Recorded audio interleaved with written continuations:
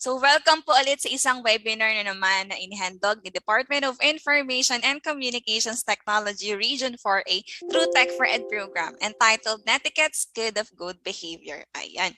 So napaka-timely po ng ating topic for today kasi alam naman natin that we are living in a generation where social media is very rampant. And tingnan natin kung paano ba natin magagamit itong webinar nito sa pang-araw-araw nating buhay.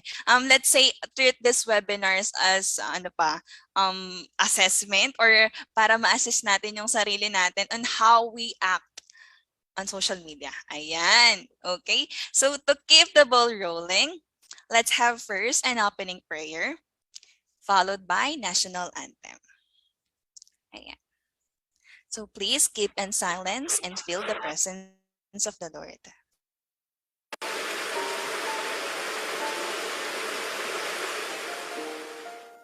Let us put ourselves in the holy presence of God.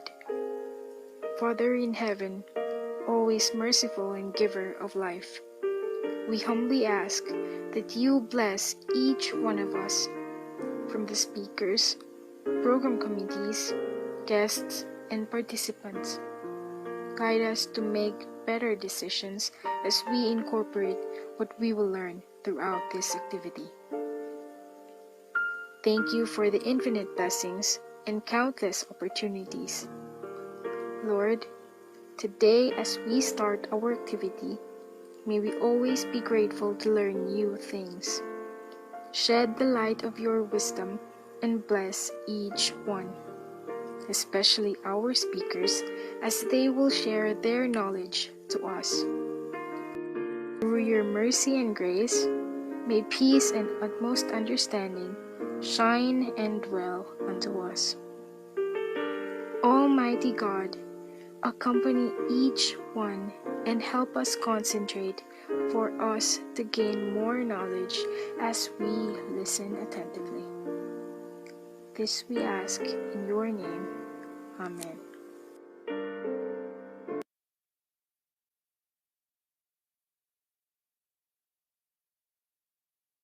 Mga kababayan, ang pambansang awit ng Pilipinas. Kayang magiliw, dalas ng sinakanan, alam ng puso, sa titik mo'y buhay. Lupang binirang, tuyag ka ng magiting, sa manlulupin, di ka pasisigil, sa nagatang tutok sa simoy at sa langit ng bangaw, ay hinatang tulang awit sa pagkayang minamahal. Ang isang ng matawad mo'y tagumpay na nag-iibig, ang bituin at araw niya kailan pa may di magdidinig. Lumalang araw ng walang pagsinta, mo'y langit sa piling mo. Ang ibigaya ng pagkay mga amin, ang mamatay ng dahil sa'yo.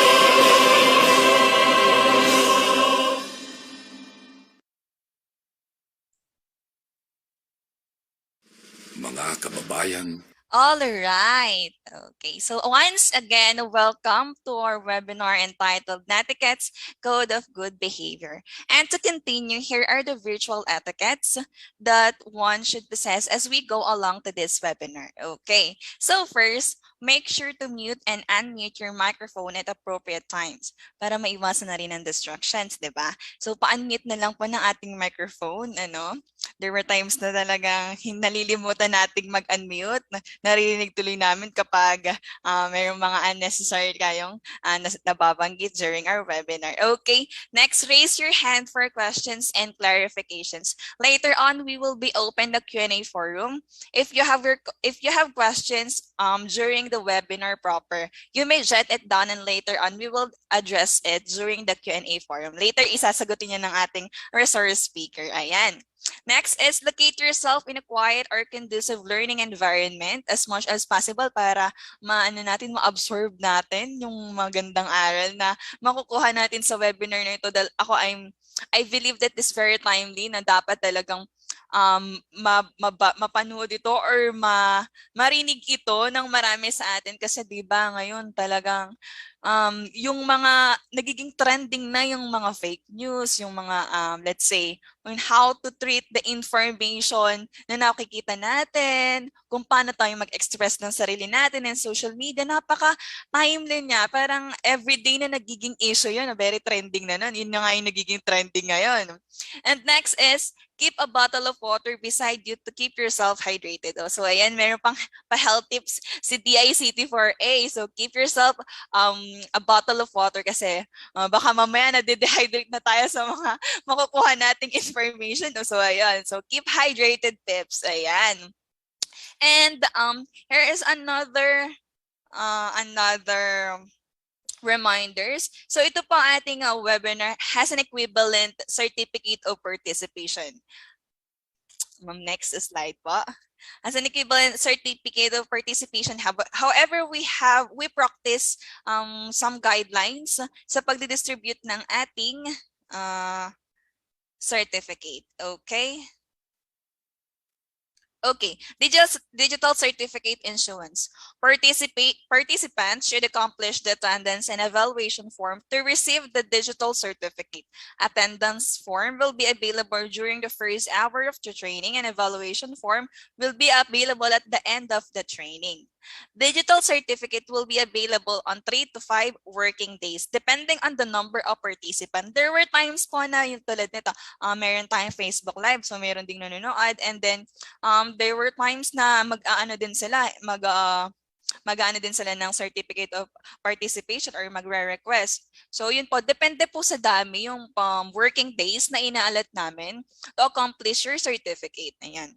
Make sure to input correct data in attendance and evaluation form to avoid problem in receiving the certificate. So please, make sure po na maiilagay natin yung correct data sa ating attendance kasi there were times na may mga nagre-reklama na participants or binabalik sa amin kasi nga daw mali daw yung kanilang pangalan. Isinunod lang naman namin yung nasa certificate, nasa nilagay nila na form. So please make sure na maiilagay ninyo yung tamang spelling ng inyong pangalan, even your surname, yun, may mga pagkakataon. And then, lastly, your email address. Use your personal email, preferably Gmail or Yahoo account. Hanggat maaari, ilagay din natin yung tamang email address kasi, again, there were times na kapag isasend na sa certificate, ang nakalagay is address not found. Kasi nga, hindi tama yung nailagay na email address. Uulitin ko po, ang ating attendance link will be available in just an hour. So later, ipopost na namin ito after this slides, ibibigay ni sa attendance link. So 9, 10, at exactly 10 a.m., i-close yung ating attendance link. Siyempre, we need to follow those guidelines na ating ibinigay po ni DICT4A. And as well as the evaluation link. Ayan. So later on, habang nagdi-discuss si ma'am ang ating resource speaker na about sa netiquette of code of good behavior. Baka meron siyang mga mababanggit doon na pwede na nating i-practice while doing this webinar. Ayan. So ma'am, next. And here is the attendance link. Please pa-accomplish na ngayon. Isa-send din po namin sa chat box. Pero kung meron kayong QR code, narito ang QR code for easy access. Para kung tinatamad kayo, ayan, pwede nyo nang sa QR code. Scan the QR code. Isa-send ko din po attendance link. So please paki-fill in na po ito. Paki-fill up na po para kayo ay magkaroon ng attendance. Ayan. So, nandun na po siya sa ating chat box. Yan. So, yon sa ating pong nanonood or viewers sa Facebook Live, ayan, ipipaste din po ng ating mga moderator yung ating link for attendance. Ayan. So, before anything else po pala, I would like to acknowledge the presence of our resource speaker and then din po yung presence ng ating mga Tech for Ed Coordinator Team. Andyan po si Ma'am Janet, ang Tech for Ed Coordinator Team ng Calabarzon. And then as well as Ms. Rachel Alcaleta, Tech for Ed Coordinator Team ng Mimaropa. Ayan. And ako po, as Roanne Jean, ang Tech for Ed Coordinator ng DACT Quezon. So hello sa mga taga Quezon. Ayan. And pwede na po kayo mag-fill up ng ating attendance link below. Picturean nyo na po yung QR code or i-paste nyo na sa inyong messenger ang attendance para, ayan, kung sakali mang nalimutan nyo, ayan. Okay, sa ating 116 participants, hello po. Ayan, from different, areas of iba and expect namin from Calabarzon lang. Pero since it's open to all, so yan, wow, ang dami, but iba talagang panig ng mundo. Ayan. So, what's next?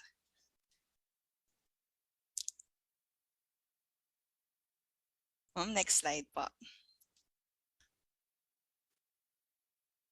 Ayan, so netiquette's good of good behavior. So before I introduce our resource speaker, gusto ko muna yung mga gusto ko marinig muna yung mga side na. So what comes first in your mind when you hear the word netiquettes? Kasi itong netiquettes na to parang naging lang to eh.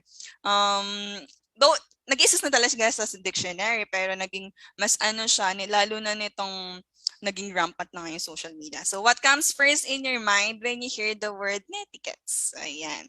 Sige nga, paano naman pa-share ng inyong opinion about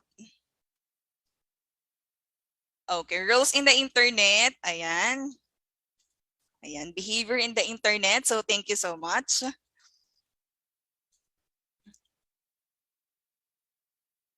Okay. So once again po, binabati ko yung ating mga viewers from Facebook Live. Hello po, thank you so much po sa pag-participate sa aming webinar. Sana po ay patuloy pa tayong mag-participate sa mga susunod pa. Acceptable behavior, guidelines for courteous behavior. So lahat tama. So tingnan natin kung ano pa ba or ano yung mga kaugnay na salita ni netiquettes na maaari natin gamitin na pwedeng ngayon pa lang ma-practice na natin while doing this webinar. Ayun, and another reminder po, if you have questions, mamaya, please, na lang po, paki-jot down or pasulat na lang sa notes kasi later on is i-address naman natin yan sa Q&A forum. Iwasan po natin yung paulit-ulit na tanong mamaya kasi po medyo nadidistract din yung ating ibang participants kapag yung may paulit-ulit daw na nagpa-pop sa kanila screen. So, iwasan po natin yung paulit-ulit na tanong. If you have questions which is not related naman sa ating webinar, and parang concern is about the Zoom, narito naman ang ating mga moderator, ang aming team. Sasagutin po namin kayo. Ako personally, sumasagutin ako sa Zoom chat. Ayan. So, ayan, medyo mahaba na yung aking chika. Let me introduce first our resource speaker. Napakaganda ng resource speaker natin ngayon. Dami nag-chat sa akin, chicks ba yan? Nako! Ayan, chicks po ito. Ayan. So, ayan. Our resource speaker for today is graduated in Pambayang Kolehiyo ng Mauban with a degree of Bachelor of Secondary Education, major in English, a licensed professional teacher, pursuing her postgraduate studies with a degree of Master of Arts in Applied Linguistics at Southern Luzon State University main campus. She worked as a senior high school teacher in handling communication subjects in College of Science, Technology, and Communication at Sariaya, Quezon. Currently, she is working as English as a second language teacher in English Speak Out Academy. Without any further ado, I am glad to introduce our resource speaker for today, whom I know as a woman of beauty and brain. She is none other than Miss Alison Potestades. Let's give her a virtual applause. Hello, Ma'am Ali. Hi, Ma'am Roanne. Good morning po sa lahat. Ayan. Okay, good morning, everyone. Good morning to our participants and to those who participated in our FB Live. I'm really glad that you'll be able to join with me as we talk about the netiquettes of good behavior. As was said by Ma'am Roanne, she already reminded us that it could be a sort of assessment when it comes to ourselves whenever we are using our internet or whenever we are using our social media. And I think this one is not just an assessment, but will also be a guideline or a guide that will remind us or will be just a reminders because we already know what is netiquette. Netiquette is already known to us before, even before pandemic, even before all those things that happen. Ngayon na election, mas ano siya ngayon, di ba? Where we have a lot of friends who are actually arguing over things on social Yes. media. Relate ka ba dyan, Ma'am Roan? Hindi na ako nakikisali. Yes, me Ayan. too. Okay, now allow me to share my screen.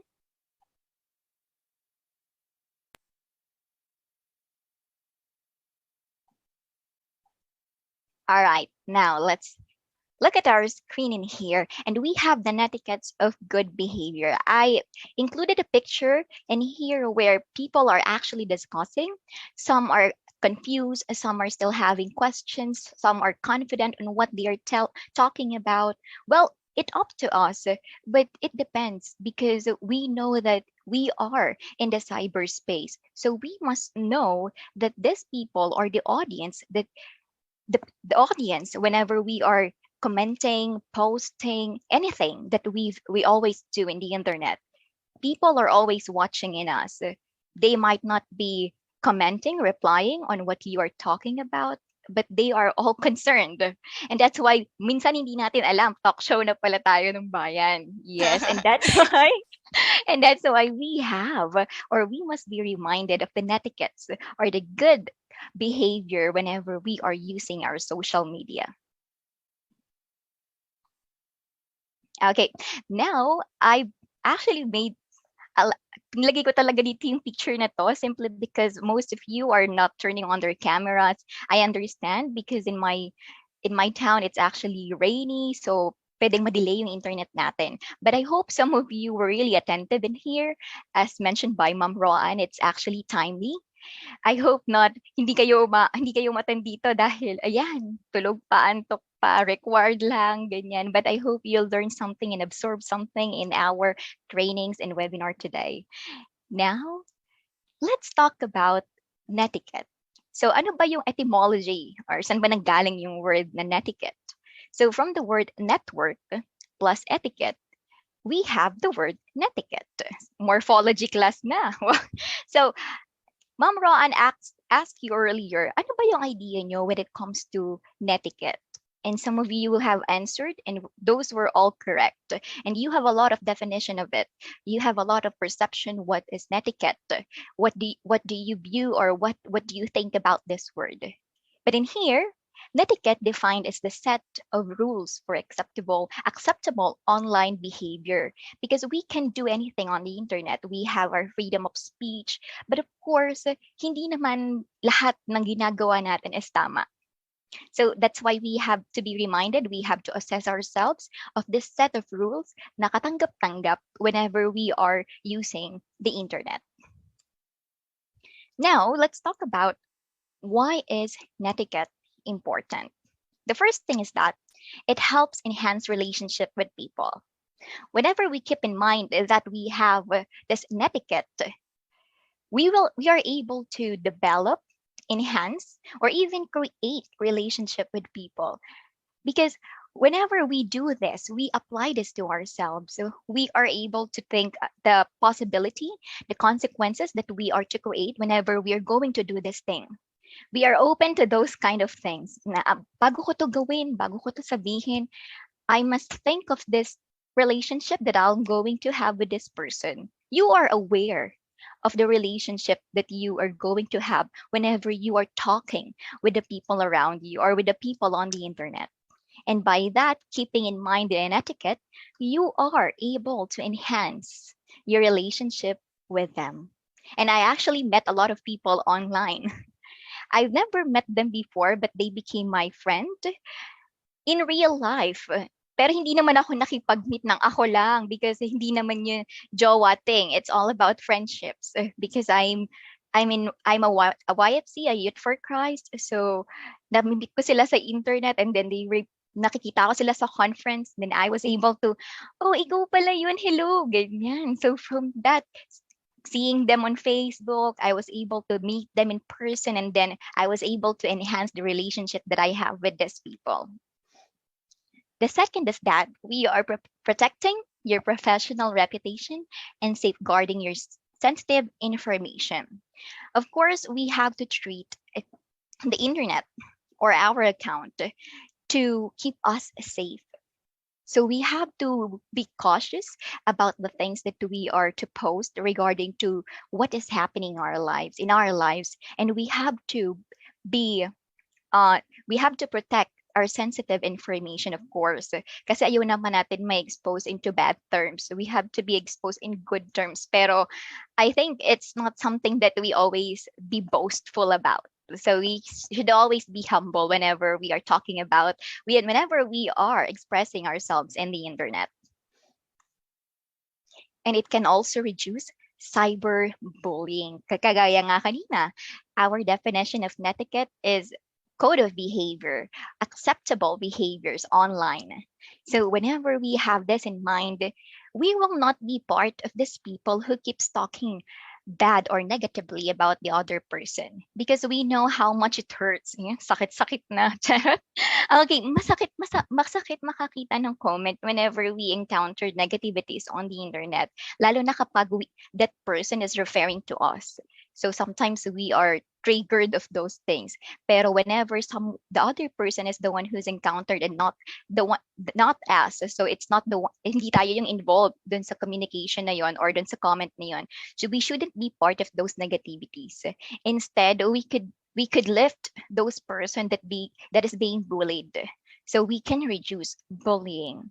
And we all know that may mga consequences when it comes to cyberbullying. Hindi siya biro, because it's really difficult in these trying times, lalo na pandemic. We were actually isolated and we were not able to go outside because of this very very crucial when it comes to going out, so that yung cyberspace naging natin siyang safe place to communicate with people, to communicate with others who are not with us. So masakit makita na ikaw mismo nabubully, or the other person who you know is being bullied. So we have to create our cyberspace na dapat ito'y maging friendly environment and not something to be negative about of. Okay, so that is the importance of netiquette. But how about the netiquette? How about the netiquette when it comes to online meetings like this one, webinars, and how about the classes? So earlier, the ICT4A have already presented the netiquettes when it comes to online webinars and online trainings. Now in here, if you are a teachers or a professional one, students and all, whenever we are having netiquette, it enables you to stay professional. As a teacher or someone who is very professional or graduated na sa college. So whenever you have this, it enables you to stay professional because you already know what to post and when to post. Okay, kahit hindi ka pa graduate in college or you're still taking senior high school, still you have to keep in mind that the thing that you have to post online will keep you professional in the future. Kasi I used a Facebook when I was still in grade 6, and I think ang dami kong maling ginawa ng bata pa ako, and it's because I'm not aware of this netiquettes. So nung ngayon bumabalik yung may mga memories. So my friends were actually sharing that na kung ano-anong kajejehan yung mga ginawa ko before. Bangungot ba, ma'am? Yes, kajejehan yung mga pinagpo-post ko before, but it's actually kind of funny. And then my students were actually laughing on that post because ano yung jeje pala tong si ma'am, kasi I don't usually post on my social media account, pero dati pala sobrang jejemon ko pala. So now it enables me to stay professional, and still I commenting, nagre-react ako dun sa mga pinopost ko dati na wala lang, okay lang kasi nangyari na eh. Hindi, ayoko naman siyang i-delete kasi nakakatawa. It's kind of a memory to me. Wala naman akong inaapakang tao, but still it helps me to become who I am right now.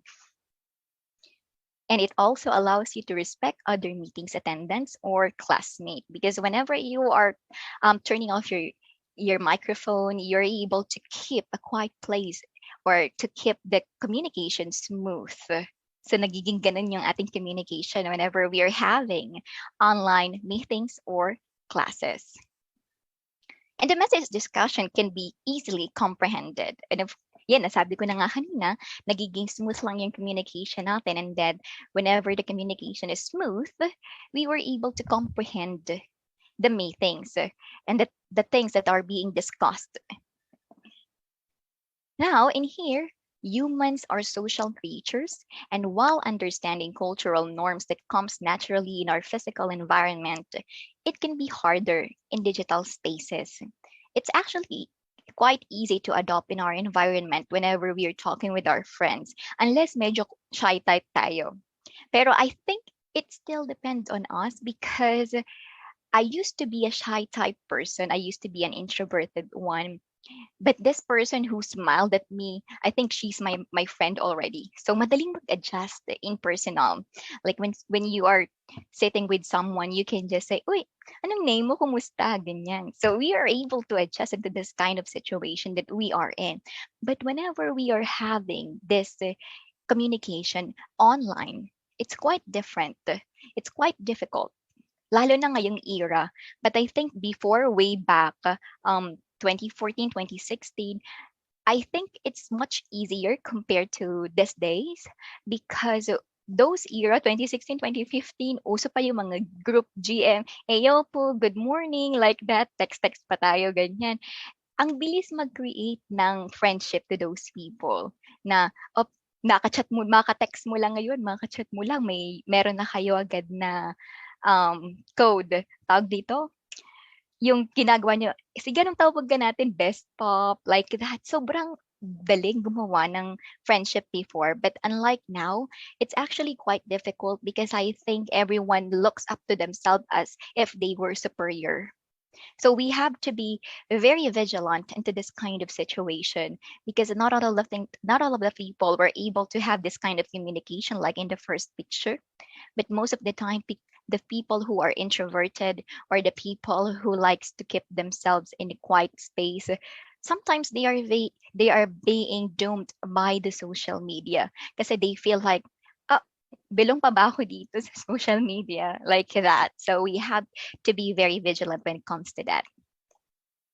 And you have to keep in mind that your digital footprint is as real as your actual footprint. So I actually made this one as a clip art in here, a man with a mirror in front of him. So you can see there's no shadow in here, there's no reflection in here, because maybe sometimes in the internet we're trying to fake ourselves. We're trying to put someone else, like we try to have this kind of life na hindi naman tayo. So whenever you're thinking or doing that kind of thing, you have to keep in mind na ikaw pa rin yan. Whether you're faking it or not, that will reflect on who you are. Are you true to yourself, or are you not? Okay, now in here, itong first part dito is the before the class and during the class. So siguro yung iba sa inyo, dahil nga sa ibang part is maulan.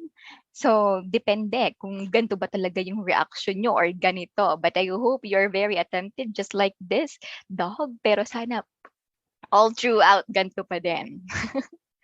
All right, now let's proceed to the rules of netiquette.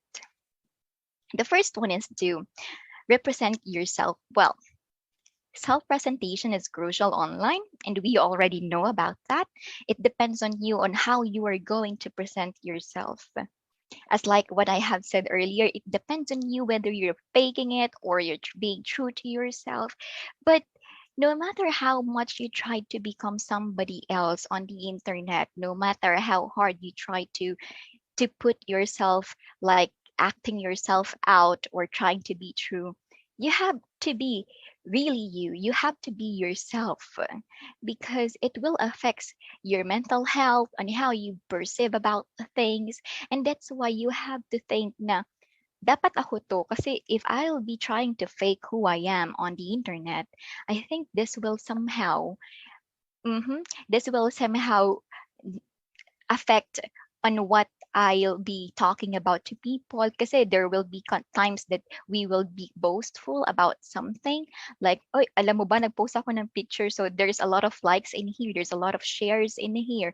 So the other people will be like, parang naiiba na yung ugali mo. So you have to represent yourself well. If you want to create a lot of friends, if you want to make yourself be presented as someone who is very humble, all of those achievements and all of the things that all of the places that you've been, all of the things that you have to be humble and all.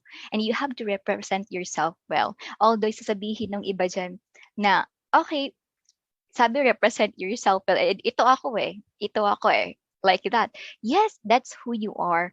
But it doesn't mean that you have to stay just like that forever. We have a room for improvement. And you have to think of the ways on how to make things better.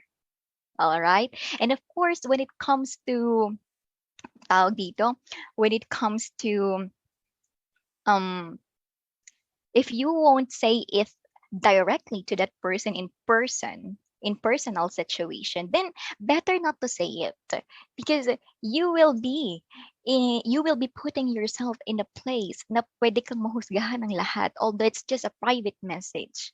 Later on, we will be talking about that kind of thing, that you are putting yourself in a very dangerous situation, although that is a private message. Because even though we try to be good as we are, there will be still people who will try to ruin our shines, of course. Pero we should not be affected to that kind, because when we know that we are true to ourselves, whenever we know that we are presenting ourselves well, we don't have to be scared of those things because we are true. We know ourselves very well. Number two is that we have to choose respectful language. You must be considerate of your own choices of words when communicating online. Siyempre, may mga time na talagang, I don't know, but when I was a kid before, I really like Jejemon, Jejemon typing. Even up to now, sobrang na-enjoy ko yung pagiging Jejemon. But of course, I use that kind of communication with people who's very close to me. So, nagchat-chat ako ng Ayo po. It's just to lessen the tense na nangyayari din sa conversation. Like, for example, we have our um, discussion with this kind of thing. It's very tense. Natatense na masyado yung discussion doon. So, nagtatype ako ng Jejemon thing like, wag na kayo masaktan, like mga ganyan thing. And then there's a lot of uppercase, lowercase, and then all. Sinasadya ko yun simply because to lessen the tense. And those people were actually close to me. But when it comes to posting it on social media, I think that's not way possible. Lalo na yung iba dyan na some of you are already professional ones. So you must be considerate of the choices, of the word choices that you are to post on the internet. And we all know that whenever we are talking to someone, we should not use all caps. We should not use all caps simply because it looks like we are shouting. Because whenever we try to use all caps, we all know that we are trying to emphasize things. And if we are going to use all caps whenever we are talking directly to that person, it looks like galit na galit tayo, galit na galit ka te, like that. So I use all caps whenever I'm laughing, like ha ha ha ha. It makes me I'm actually expressing myself. But talagang tumatawa ako kapag all caps na ha ha ha ha, like that. But not to such extent. Nagagamitin ko siya na good morning po, pakisuyo po na magpasa na po ng module. I think that's not a good idea. I think that the student or the people that who are you communicating with will be actually kind of hurt or offended on how you represent yourself, on how you talk to that person. Okay. And when it comes to professional setup, or whenever you're talking to someone who is superior than you, like it could be a boss, it could be a principal, another co-teachers, your manager. So we have to be cautious of the grammar that we are to use, lalo na whenever we are using English language, because I think most of Filipinos are known to be a good speaker of English. So minsan hindi tayo aware na mali pala yung grammar na ginamit ko. So we have to be quite sure of the proper grammar, or the correct usage of grammar that we are to use. Kasi minsan, whenever we are talking to our principal, medyo nadedelicates tayo dyan. Nadedelicates tayo sa mga boss natin dyan. Why? Because yung simpleng grammar, whenever we are communicating, I think that is somehow quite very cautious kasi we have to check it first. They are superior than us. We are talking in a professional setting, but it doesn't dictate of who we are as a person. We just have to be cautious on what we are going to say, lalo na kapag English and in professional setting. Now, number three, we have to remember the human. It's quite actually easier to dictate na, galit ata to sa akin eh. Kasi minsan we are trying to give our emotions out. Like, kunwari, lalo na ako, I'm very sensitive when it comes to chat, when it comes to communication. Whenever a person is talking to me, tapos wala man lang emoji, ganyan. I think parang ano ba 'yun, boring ba akong ka-chat like that? Wala man lang ano, tuldok agad tapos wala ang proper pa, "Good morning, please do ganyan, ganyan, ganyan." Parang ang bigat-bigat.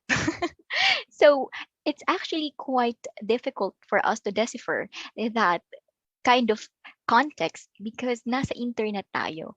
Nakikipag-usap lang tayo through comment or through message na hindi naman natin nakikita yung expression ng taong kinakausap natin. So it's quite difficult to understand the context kasi whenever whenever we are in that kind of situation, parang ang vague na ano ba, galit ba siya sa akin? Parang iba yung tono ng chat niya. Ganyan. So we are able to think about that. So we have to remember the human. We have to remember that this person is quite might be busy or something like that. That's why ganun yung naging tono ng chat niya. Kasi ang dali-daling magbigay ng tono para sa atin. And another situation is that kapag may nakikita tayong comment, like lalo na ngayon, and may makikita tayong comment, negative comment about this thing, and then we or it could be us na nag-post tayo ng ganito, ganyan, ganyan. So for example, we posted that pumunta tayo ng LA. Wow, pumunta tayo ng Los Angeles. So galing tayo ng LA, tapos may magko-comment na, ano ba yan? Ang yabang-yabang naman, ganyan. So I think it's quite easy to give a negative response to that kind of comment. But I think if you know that you're close to that person, or even if you're not, I think it would be better to not to give response to that kind of comment na lang din.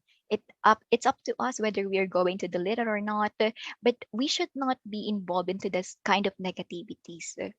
Okay, even those person na kinakausap natin, or those person who quite prejudged us is trying to give us negative things, I think we should not butt in, because we have to remember that these people behind are real, even though they feel they are not aware of this set of netiquette. But as attending this kind of webinar, we are aware of it and we are being reminded of that. Okay, how many times that you read something that you thought one thing, pero hindi pala yun yung meaning nun? So yun lang yung sinasabi sa atin doon, na may mga pagkakataon na tayo din mismo nagbibigay tayo ng meaning sa isang bagay na ito yung meaning niya dan, pero hindi naman yung totoong meaning nun. So it's a quite reminder din for us, although there are times na tayo din yung mismo nagiging negative sa isang bagay. So we have to remember the human, and we have to keep in mind that we ourselves are human as well. Number 4, share with discretion. So we always have to be careful on the things that you share on this internet. I like watching Netflix films. So alam ko some of you are very fond of watching Netflix then.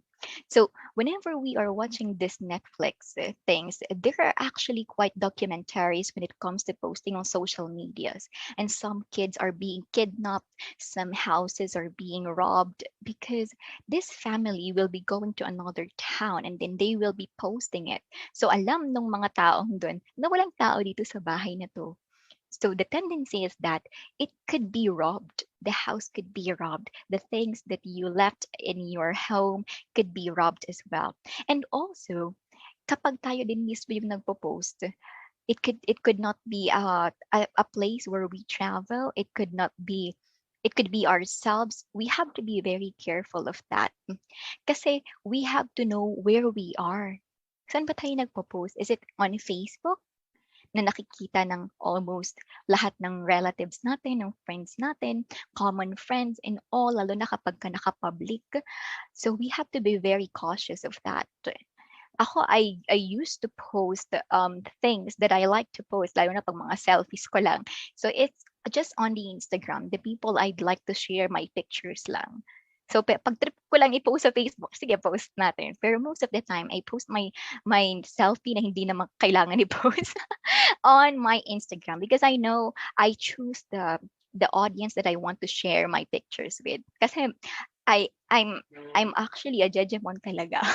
So I used to take pictures na sobrang jeje ng mga mahilig ako magaganyan-ganyan. So I choose my audience. I know where to post. I don't like posting on Facebook kasi masyado ng maraming akong friends doon because I use my Facebook since 2012. So I use my Instagram as a safe place for me to post things. Okay. And that we have to remember that not everything that happens in our life should be posted.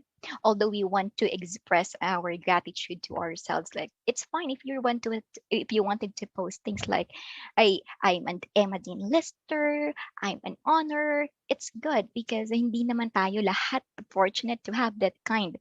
Pero when it comes to posting something that could be boastful, I think we have to be very cautious about that. Pero yung achievements, I think that's really good because we were able to inspire a lot of people. Number 5, don't exclude others. So good etiquette involves getting their permission first to ensure they're okay with it. So there are times that we are with other people na kasama natin, picture tayo, like that, and then ipopost natin siya sa social media. We have to ask this person first na, okay lang ba i-post ko to sa social media? Hindi ka ba, okay, kasi yung iba, I have a friend who's a Muslim, so she's not allowed to post her pictures. I think she always cover her face like that. So tinatanong ko muna siya, kung pwede ko ba 'tong i-post na kasama ka kasi minsan ka na lang namin makasama and like that. So I have to ensure that, are you okay with that or you're not? So I have to be very attentive when it comes to kind of things. And likewise, it's not just on the social media itself, also in the group chat. So we have to be very careful about that kasi there will be conversation or in jokes that you want to share with the whole group. Pero not all of these people in your group know this kind of situation na i-joke mo. So this thing could be, yung ibang tao sa group niya is that ma-OP sila. And they feel like they are being excluded. Na ano ba, parte pa ba ako ng pagkakaibigan natin ito? Like that. So we have to be very careful when it comes to that. And when if you have like things like that, better to just PM this person kasi hindi naman lahat ng nasa group chat natin alam yung mga nangyayari sa buhay natin. So they will be just seeing those message or magre-react na lang sila ng haha or ano yan. So let's not give them the feeling na hindi ka na belong. So don't let them have that kind of feeling kasi mahirap, masakit. I have experienced that. I have experienced being excluded. I have experienced being in out of place. So we have to be very careful with that. Masakit yun eh, masakit. So if you don't want things to be done unto you, don't do this to other people as well. Number 6 is to choose friends wisely. So if you don't tend to be friends with people for the long term, like someone is asking and friending in a fresh friend ka sa Facebook, they're adding you on Facebook or you wanted to add them on Facebook, and if you don't want to keep them your friends for the long term, better not to accept it. Kasi we really have to choose our friends wisely even on the internet. But ako, ang dami kong friends sa Facebook because I've been a jejemon for 2012. Since 2012 rather. So, hindi ko na sila lahat ma-unfriend. I tried unfriending but hindi ko alam bakit naging 3,000 pa din. Okay, because we have to keep in mind that not everyone in the cyberspace is real. And that whenever we are choosing whenever we are accepting all the people na hindi naman natin kilala, or though they have this common friend with us, I think whenever we see their stories, we see their posts, it somehow affects us. Minsan curious pa nga tayo, ini-stalk pa natin sila, like, oh, ito na pala siya, like that, like those. So there are some cases like that. Pero since I think I may instances na nami-meet natin yung taong 'to like this in this kind of conference. Minsan may mga times na we tend to accept, we tend to add simply because we admire this person, simply because we wanted to be friends with this person. But of course, we have to keep in mind na okay lang kahit hindi niya tayo i-accept, okay lang kahit hindi ko siya i-accept. Okay, so we have to be aware of that. We have to be very open na it's okay lang na hindi ka i-accept ng isang tao. Maybe it's not the same feeling na gusto niya din makipag-friend sa'yo for the long term. Or maybe you're just really admiring that person. All right? Now, number 7 is to respect people's privacy. Remember, I have said earlier na kahit nag-PM ka lang, and that PM actually is quite negative. Yung sinasabi mo sa taong to is quite negative. You are putting yourself in a dangerous situation because people could be doing screenshot of the things that you are messaging to that other person. It could be linked to other group chats. So very dangerous yung mga ganyan thing. And that's why we have to be very cautious of the messages, and the people that we are talking to should be our safeguards, should be our safe haven, should be someone that we can trust whenever we are trying to run of things. Because we have to think that digital privacy is just as important as physical privacy. So if we really want to be a private person, better to say it in personal. Okay, kasi minsan hindi natin nagiging friend yung isang tao, i-screenshot niya tayo, they will try to ruin our shines, like that. So hindi natin maiiwasan yung mga ganun. And when it comes to us, we have to keep in mind that even though this person is not messaging us quickly, kunwari may gusto tayong sabihin sa taong to, like, hello, good morning, mayroon lang akong tanong sa'yo. It could be a teacher, a colleague, or a friend of yours. So, hindi siya nakakapag-reply agad. You have to keep in mind that baka busy lang siya. Kahit online, maybe she's busy. Kasi ako always online ako, pero I have a lot of things to do. I have a lot of researches to do. So, hindi ako nakakapag-reply agad. So, we have to keep their privacy. Mag-reply naman sila kung kailan nila kaya mag-reply. Okay, pero ako hindi talaga ako ma-reply kasi sobrang dami kong iniisip and sobrang dami kong ginagawa. And we have also to keep in mind that we don't have to spam this person dahil lang hindi siya nagre-reply. Kasi ang hirap naman ma-spam ka, di ba? Kasi whenever this person is trying to spam you, I think it's quite interrupting, it's quite annoying. So kung ayaw mong gawin sa'yo yun, wag mo na lang din gawin sa'yo. So you have to, wag mo na lang din gawin sa kanya. So you really have to respect people's privacy. If you want to be respected, respect themselves as well. Number 8, fact-checked before reposting. So ayan, sinabi to ni Ma'am Roan kanina na she actually stated that due to campaign of this presidentials, there were a lot of fake news like that. But of course, if we really want to support our our president, our future president that you wanted, you really have to be very vigilant on what you share, because you always need to verify what others claims to be true and learn to evaluate their sources. As I've said earlier, if not all of the person who are in the internet, who are in the cyberspace are real, lalo na kapag when it comes to articles, to the resources, because there were a lot rampant news about a certain topic that were not true. And when you ask them, where did you get this information? Where did you get this kind of topic? Where did you get out this kind of thing? And they will be giving the sources, and you know in yourself that this is not real. This is fake.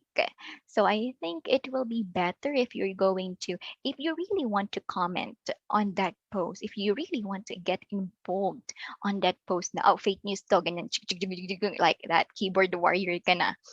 I think you really have to keep or you really have to choose your language. Kasi may mga tone sa language na whenever we are commenting, ang pangit ng dating. We always have to use po, na hindi naman lahat ng mga bagay like that. We really have to keep that smooth use of words na kung gusto talaga natin mag-butt in to give the real resources, to give the real articles into this kind of negative post, we really have to keep in mind the languages or the words that we are to use. Okay? And in here then as well, we have to help to keep the planes in war under control.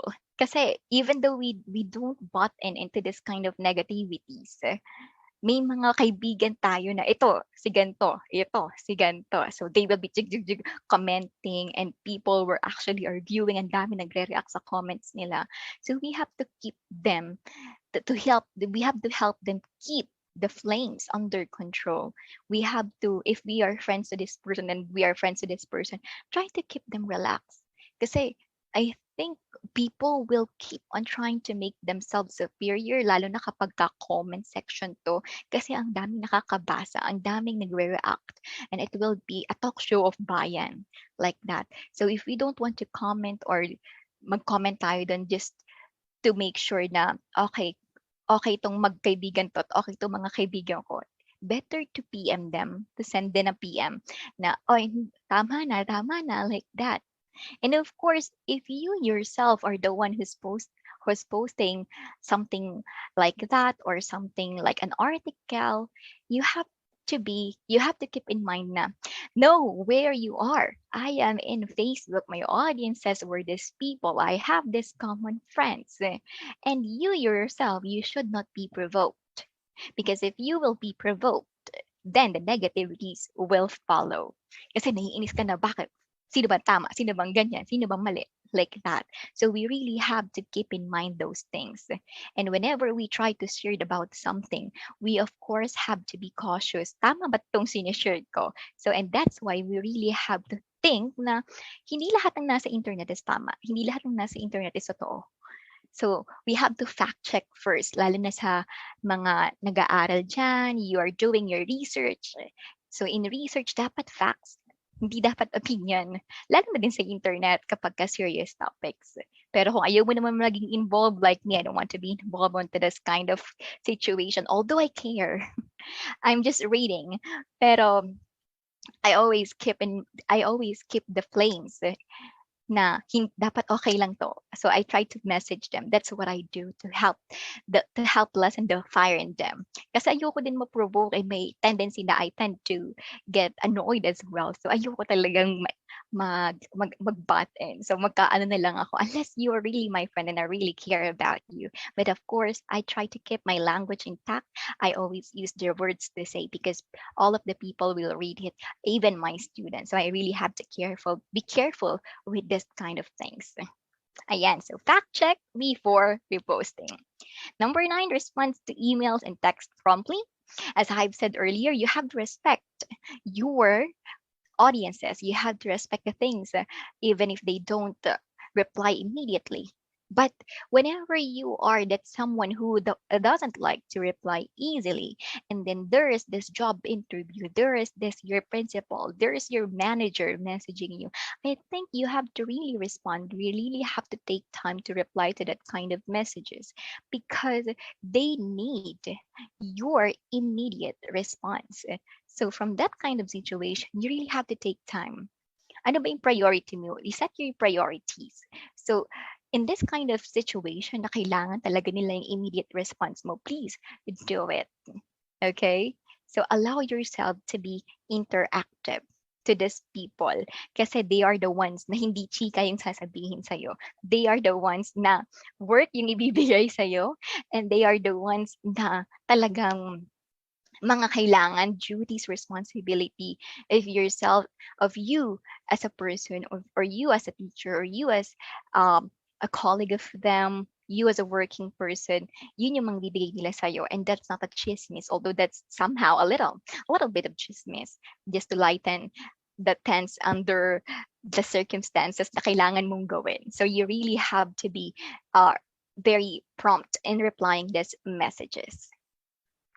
And number 10, you have to be forgiving for all the negativities that we encountered in our community, in our social media. We have to keep in mind na we have to forgive these people, not just because they deserve your forgiveness, but because you deserve peace. Remember that mistakes are inevitable, and we as a humans, we always make mistake in every day of our lives. We are not a god that can't do anything wrong. We are someone who is prone to make mistakes. We are that someone who always make mistake, and we have to think of the other person na hindi sila Diyos, na nagkakamali din sila. So we have to acknowledge their mistakes as something na talagang they are maybe they are under the situation, maybe nasabi nila to kasi ganito yung pinagdaanan nila, so there's a story behind that. That's why they are able to say those things. That's why they are able to communicate like that. It's not on what and how they say it, but it's I think it will depend on you as a person on how are you going to forgive it, even those person is not saying, oh sige na, sorry na, o kaya I'm sorry. It depends on the tone. Kasi I'm sorry. Sige na nga, sorry na. So it depends on you. So even though this person is not saying sorry, you have to forgive that person because you deserve peace. Hindi dahil deserve nila yung forgiveness mo, iba yung payapa yung puso mo. So, ayun, natapos na yung ating code of our rules for netiquette. Pero we also have online classroom rules. So I think this has already been discussed since very timely nga ang ating netiquette. So whenever we are doing face-to-face online classes, this has already been discussed by the teachers. So of course, we have to choose a quiet place, but it's quite difficult to find a place kasi may mga instances na talagang may tumitila ako ng manok doon sa tabi. Hindi natin yan mapipigil kamang takpan natin yung ano ng manok, di ba? So we have to be punctual. Pag sinabing 9, 9. Hindi 9:30. We have to dress appropriately kahit yung pantaas lang, 'di ba? Huwag naman nakapantulog, nakasando kasi we are meeting these people online. It's just depend on you whether you're not going to turn on the camera. And be respectful at all times, even to your friends, to your classmates, lalo na sa teachers natin. You have to stay on mute as well when someone is discussing, when someone is talking about something. And if you wanted to ask something, you could clearly raise the raise hand button so that you can be acknowledged, or even if you can also raise your hand button whenever you wanted to share something. And of course it will be good if you will be able to participate in our class. And I think most of you, when Ma'am Roan asks something, all of you are really participative kasi ang daming sumagot. Ano ba yung idea niya sa netiquette? So all of you all has an idea when it comes to that already. So you are very participative when it comes to that. Which is really good because I think hindi naman lahat ng nandito are students, but half students and half professionals.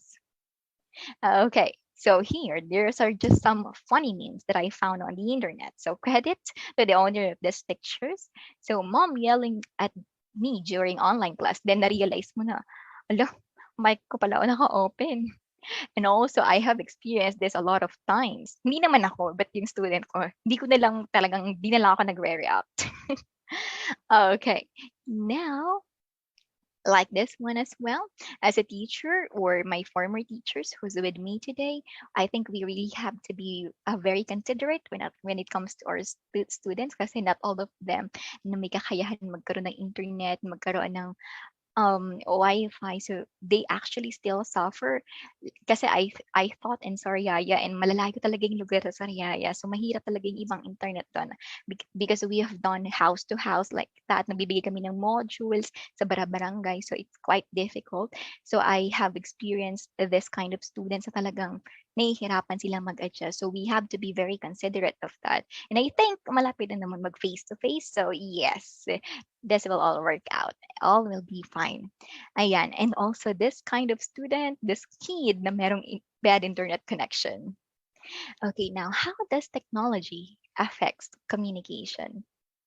From the topics that from the topics, the rules that I have said earlier, there were positives, there were negatives, but we have to keep in mind that we have to be this kind of people na talagang nagkakaisa whenever we are talking into cyberspace. We have to keep our cyberspace as a safe haven, as our as a, we have to keep the friendly environment in the friends in the Facebook that we are using in our group of friends, in what we are accepting to be on our timeline and all, and not something like this. Because whenever we try to keep up on the things that are happening online, sometimes we have forgotten that we have someone beside us, like our moms, like our sisters, na kasama naman natin sa bahay. But because we try to keep up on using the internet, we try to neglect their presence and acknowledge the presence of the people who are with us online, while we are neglecting these people who are much important than us. So we have to be reminded of those things. And even if we try to keep up of the people na kasama natin sa online, we still have to make balance, to balance the things online and offline. So we really need to balance those things. And to achieve effective communication, the recipient of the sent message should understand the contents of the text and give a viable response in return, and that is from Mikawi 2013. So we cannot really have effective communication if we cannot have the response that we wanted, and if we have the response that we do not expect to have, we have to keep in mind that we have to make it clear. Kasi ganito, ito yung gusto kong iparating, like that. And from that, we are having effective communication. We must make sure that these people were actually receiving what we intended to say, so that we can have their response, or what we expect, the response that we have expected. Now, what is wrong with this sentence? Ano ba yung wrong dito? Ano ba yung mali dito? Is it A, it looks like it's shouting. B, there is misspelled words. C, it's not properly punctuated. Or D, all of the above? Can I see on the comment section kung ano po ba yung samang sagot dito? Is it A, B, C, or D? Okay, Miss Megnarasha. Okay, it's D. Very good. All right, so we already have D. Okay, great. Thank you so much for the, oh, my A, really? It looks like it's shouting. Yes, it looks like it's shouting po. And yes, all of your answers were correct. Kasi even if your answer is A, B, or C, those were all right as well.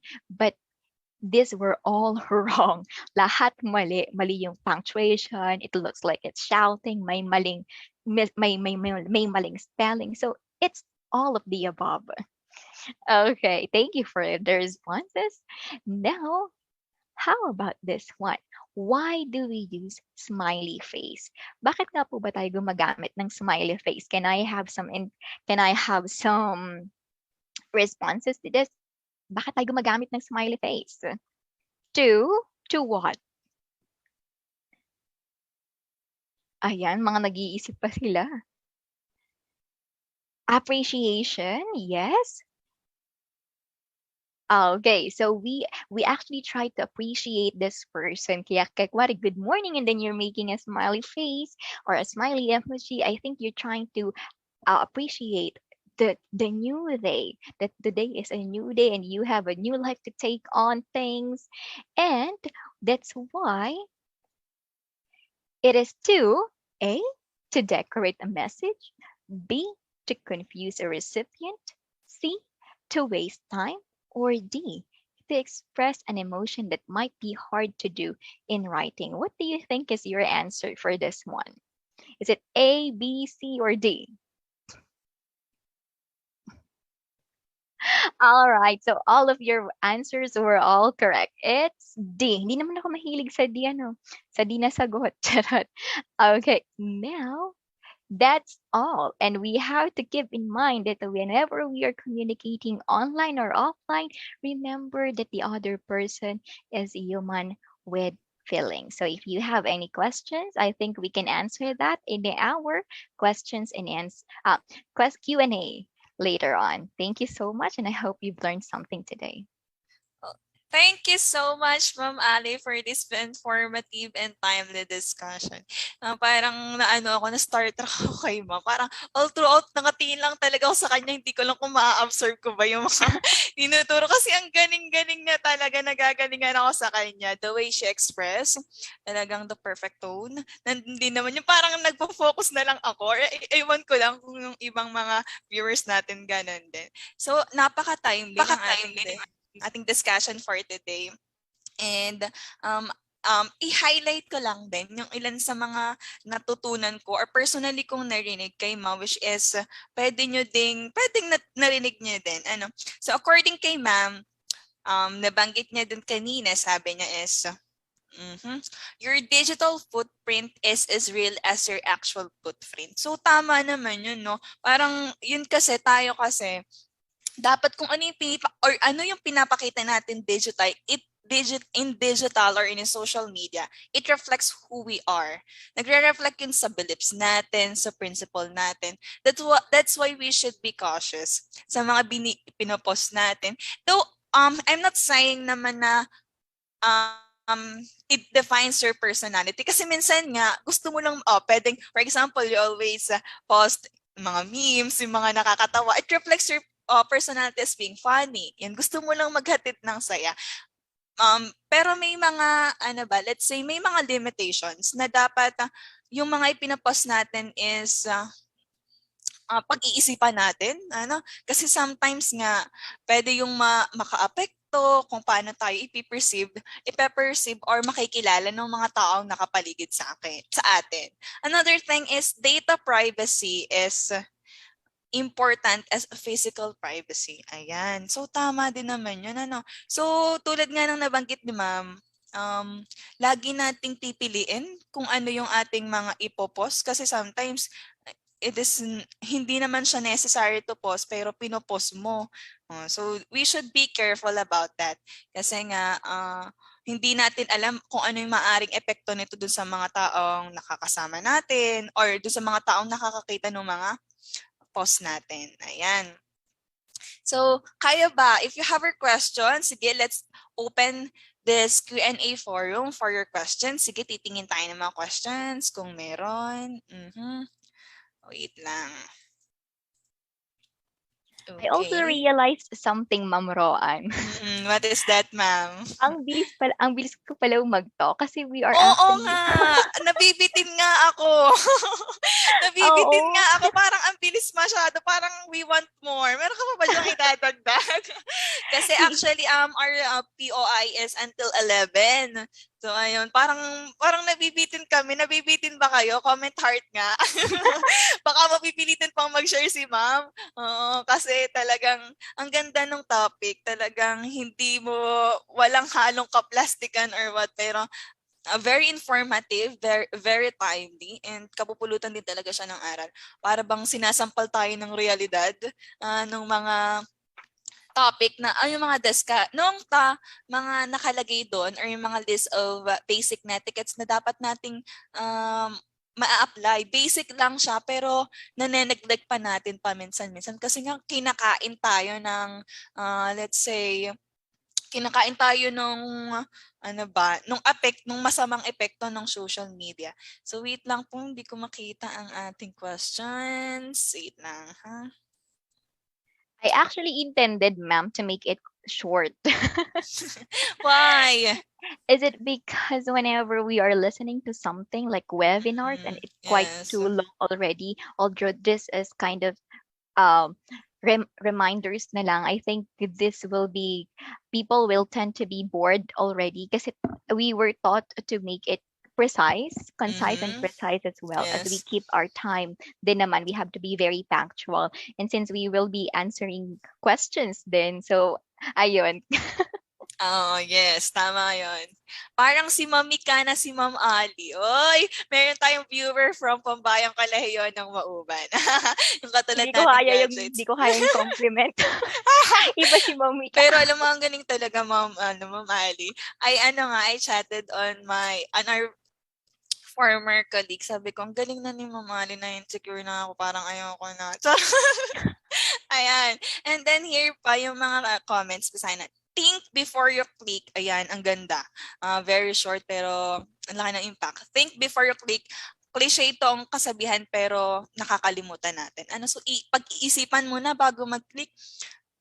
Ma'am Ali, may question lang ako.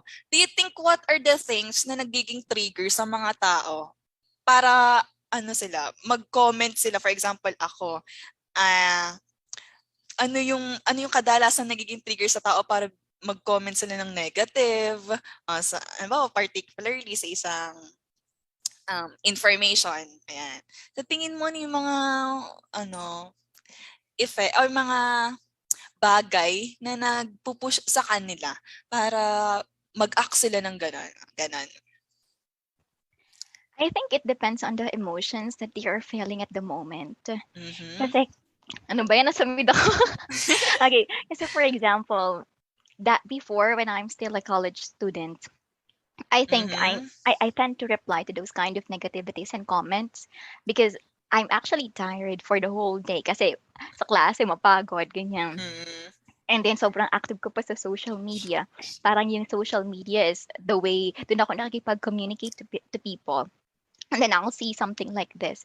I'm tired already. I'm stressed to the things that we are to do at class, and the class or the paperworks and like that.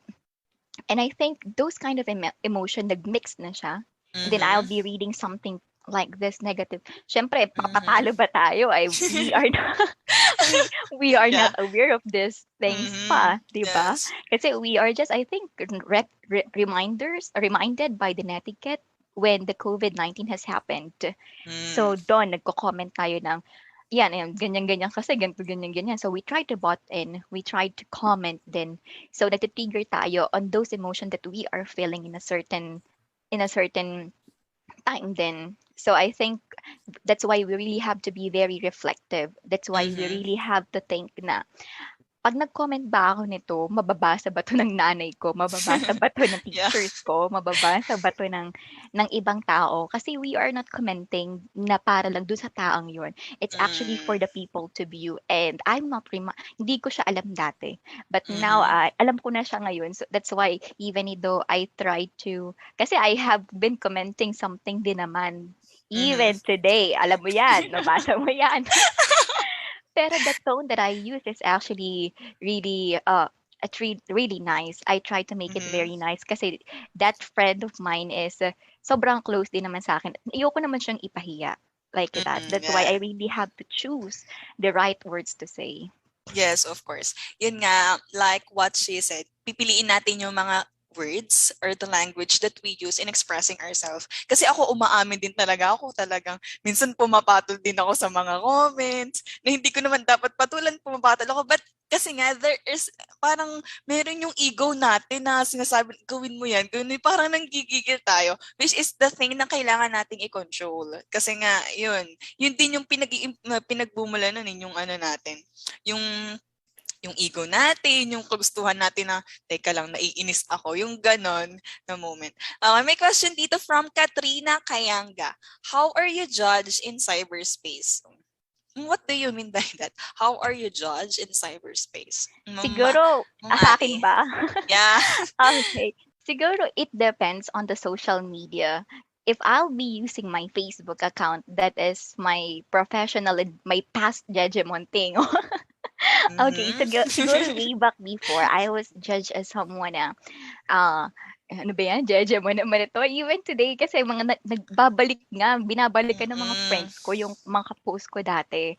So, ayan, parang nagiging jejemon thing and it's actually quite safe space din naman para sa akin kasi I tend to choose what to post. Although, before, mahilig din ako mag-share ng meme kasi I'm a really funny person din naman. Pero dahil nga, nung nag-graduate na ako and then I've been friends with a lot of PhD, mga teachers ko. So, those people, ayoko namang makita nila na, ano ba 'tong teacher na 'to, ang daming pino-post like that. So, in terms of using my Facebook account, I think okay lang siya, but although there will be still people na ma-misinterpret whenever you're Mhm. sharing something. Like, Mm. I stopped actually I stopped posting places kung saan ako pumupunta kasi I've been hearing some hearsay. Mga chismis na, "Ang yabang naman nito." But my intention is not to brag. It's Oh, just yeah. pumupunta ako dito sa Ilocos Mm. Norte just to attend conference for Youth for Christ, for God, Oo. and it's Mm. not something to be brag on to. Yeah. Okay. But then Mm. when it comes to Twitter, I think that's our okay. Pero kahit na mahilig tayo mag-post ng kung ano-ano, kasi sa Twitter account ko, I think I tend to post things that I felt at the Mhm. moment. Like, Mhm. pagod na ako, abugbog gawain. Like that. Kasi that Twitter account of mine is something, I think in Twitter, we tend to rant. Pero ako kasi dalawa yung account ko. Doon sa isa kong account, ako lang yung nagpa-follow. And then doon sa Mhm. isa kong account, yun yung public. So Okay. dun sa isa kong account, dun ako laging ano na ako lang yung puwedeng makakita. Kasi I tend to think na mamaya ipo-post ko 'to, i-de-delete ko din 'to, nabasa na siya Mm. ng iba, Yeah. na-screenshot na siya ng iba. So on my social media, I'm very private person dun. Pinipili ko lang din yung close friend na pagse-sendan ko ng makakita ng mga pictures ko kasi Mm. nag-screenshot ako ng messages, then naka-close friends lang siya. Nakalagay, "Ano ba 'yan, mga friends ko mga ganito na," ganyan, ganyan. So still, the people that I've chosen to see that post is Mhm. well known to me, a very close friend to me. So hindi nila ako i-judge as something na hindi nila kilala because they know me as a person. Yes. And tama din yung nabanggit mo, ma'am, na we should choose the right channel to express ourselves. Like sabi mo, minsan kapag gusto mong maglabas ng saloobin mo, doon ka sa Instagram kasi ano ba, kakaunti ba yung mga friends mo doon or hindi masyadong exposed, yung ganon. Mas private ka doon. So, yun. Pinipili dapat natin yung channel ng paglalabasan natin ng sarili natin. Kasi nga, yan, sometimes nakakaapekto sa puwedeng nakakaapekto sa ibang tao. And isa pa, one more thing, dun sa mga kagagraduate lang, advice ko din, wow, mga advice, i-refrain natin. Kasi ako ginagawa ko na 'to, nagde-delete na rin ako ng mga post. Nung mga post na halimbawa, nagagalit tayo tapos bigla tayong magpo-post. Kasi sometimes yung mga HR, may mga company ng HR na chine-check nila yung Facebook page mo kung paano ka mag-express ng sarili through social media. And something it affects kung i-hire ka nila. So, yun isa pa yung sa parang napapansin ko na pwede nyo ding pwede ko ding ma-share na kapag graduate na kayo or you are, let's say, a young professional na gustong pumasok sa isang trabaho or magandang trabaho is iwasan natin ng kauntian yung pagpo-post nung lalo na kapag nagagalit ka tapos kung ano lumalabas sa bibig mo, yung the way you express yourself, iiwasan natin ng kauntian kasi may mga HR talaga ng company na chine-check nila yan. Tinitingnan nila, ito ba ay paano ba ito magalit? Paano ito mag-express? Yung gano'n. At yun minsan nakaka-apekto sa hiring process. Ayan, meron ako nabasa dito. Ayan. For you, ma'am, what is the most important rule in etiquette? Ma'am Ali. Siguro the most important thing is the first rule. It is represent yourself well. Kasi if you represent yourself well, all things will follow. Tama yun. So, ayun. So, ang lahat naman mahalaga kung titimbangin sa pagtimbang lang din ng pinakang mahalaga, wala Mm-mm. naman talagang lahat mahalaga. So, from basic or from bottom to top. Yan, mahalaga. Yes, May it ano? depends din sa reflection mo as a human being. Kasi we Yes. tend to react already on a certain circumstance. Yes. But if we want to represent ourselves very well, I think we really have to be very reflecting. Ano bang mangyayari kapag magko-comment ako? Ano Yes. bang mangyayari? Sino bang makakabasa? So from that, you are Tama yan. actually representing yourself as someone who is already professional enough. Yes, oo, talagang nangyayari din 'yan. And then kapag puwede naman tayo mag-post naman kung ano-ano, pero remind ko lang din kapag halimbawa mga estudyante kayo, tapos ayaw niyo naman na maging talk show ng bayan yung mga pino-post niyo, iwasan natin ang pagpe-friend sa mga professor. Hindi ko naman sinasabi na na 'wag tayong mag-friend sa ating mga kasi sometimes yung mga pino-post naman nila is very informative. Pero kung alam mo sa sarili mo na talagang, yung paggamit mo ng social media is uncontrollable, tas maraming makakakita, iwasan na muna natin, ano. So ayan, meron ditong question, since mahaba-haba pa naman ang oras. Ano ma'am? Okay, what advice can we give to students who were sharing memes that can give you positive and negative impact? Ano din yung may share mo, ma'am? Since naging teacher ka ng senior high school students. Ano nga ulit, ma'am, yung question? What can? What advice can we give or can you give to the students who were sharing memes that give a positive and negative impact?